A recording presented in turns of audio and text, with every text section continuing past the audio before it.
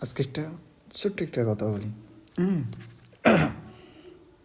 সে ছেলে হোক বা মেয়ে হোক, মানে 99% কাপলের ক্ষেত্রে বা মানুষের ক্ষেত্রে চিরন্তন একটা সত্য।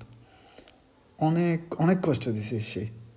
আরে ভাই, আমিও জানি সে অনেক অনেক কষ্ট দিছে তোরে, কিন্তু তারপরে তুই একটা ছবি, তার ছবি ফোল্ডারে, পিসিতে, ল্যাপটপে, কোথাও একটা ছবি রেখেই দিতে হয়। কিন্তু কেন? সে তো কষ্টই দিছে, ছেড়েই দিছে, তারপরে তার একটা ছবি রেখে দিস। মেবি খুব সম্ভবত এটাকে ভালোবাসা বলে। হ্যাঁ, মানে চিন্তা করে দেখেন, তার নামটা সামনে আসলেও, মানে ফ্রেন্ড সার্কেলের মধ্যে বা কোনো আড্ডায় বা কোনো কফি শপে কেউ যদি তার নাম বলে, ক্যাংরি একটা রিয়েক্ট।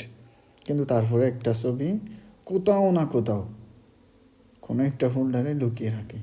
আর কোনো একদিন একার সময়ে, কোনো মন খারাপের সময়ে হয়তো ছবিটা খুঁজে খুঁজে বের করে আর পুরাতন স্মৃতিগুলো মনের মধ্যে দোলা দেয়। কীরকম একটা ভালো লাগে। হ্যাঁ, তবে হ্যাঁ, এটার বিপরীত আছে। মানে 1%, 99% বাদে 1% কতগুলো মানুষ থাকে, মানে যারা রাস্তায় পাবলিকলি চিল্লায় বলে আর কি, আরে বেটা তুই গেছস, কী হয়েছে, আমি তোরে লাগাইছি আরও 10টারে লাগাবো। মানে ফকি টাইপ যেগুলো আছে, এগুলোর ক্ষেত্রে কিন্তু ভিন্ন। তারা গেছে তো গেছে, এরকম রাত শেষ ভাত শেষ, কথাটা ঠিক এরকম।